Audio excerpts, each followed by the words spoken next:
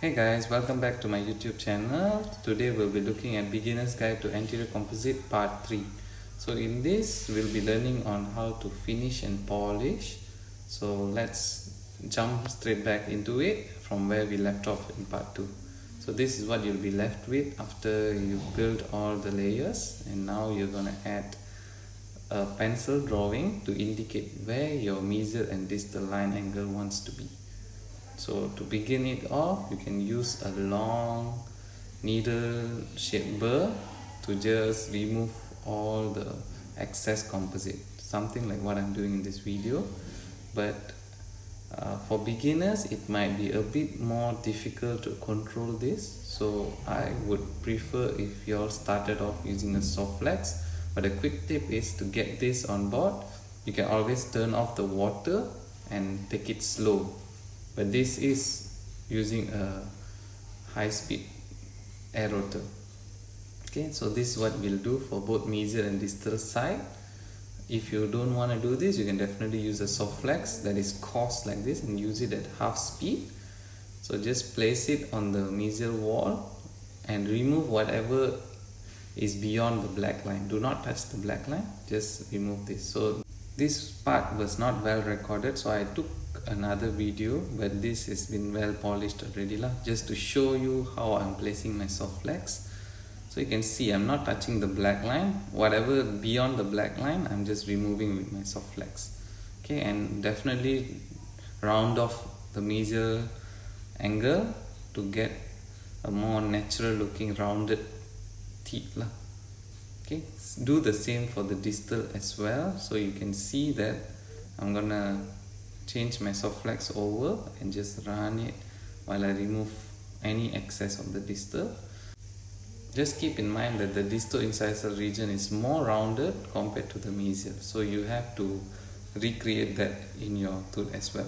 So moving on to the buccal surface, first we'll adjust the incisal height, and then I'm just gonna smoothen out and flatten the buccal surface, and then just round off everything. See, I'm rounding off the distal more than the mesial.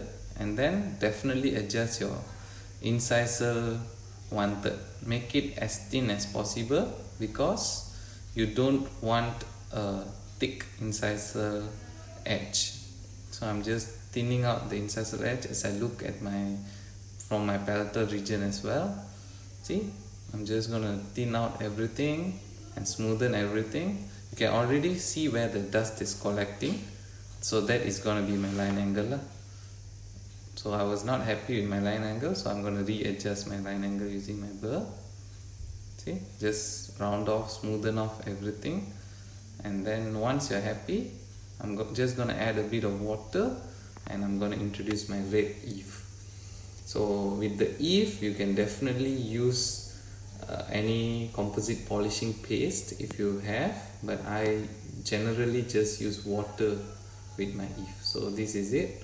You can see the red eave will polish off any impurities, and the white eave will give you that shine that you're looking for, the glistening effect. So you can already see I can have my distal line and angle and my mesial line angle.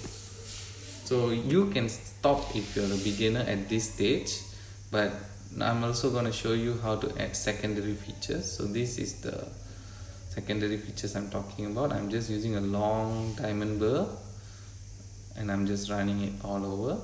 For the tertiary features, I'm just going to press on my pedal while my burr is rotating and let go of my pedal and place it on the tooth. That means the burr is slowly going to stop rotating and I'm going to just nick the tooth. This is to create, like, you know, a worn off effect on the enamel surface lah.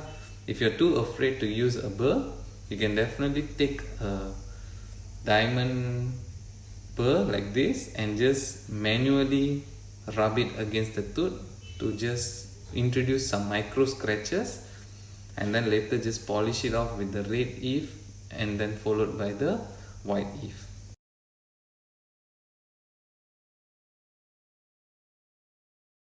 So you can see just white eave and you can see that the scratches are visible. It gives it a more natural look.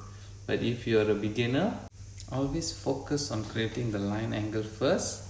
Later on, when you're a bit more better, you can focus on the secondary and the tertiary features. Okay, so after I'm done, I'm just going to check if it's flossable, and then I'm going to do some interproximal polishing. So for this, I'm going to use an epitax, the extra fine epitax. Sometimes when you're placing the epitax, it would not enter because your contact is tight.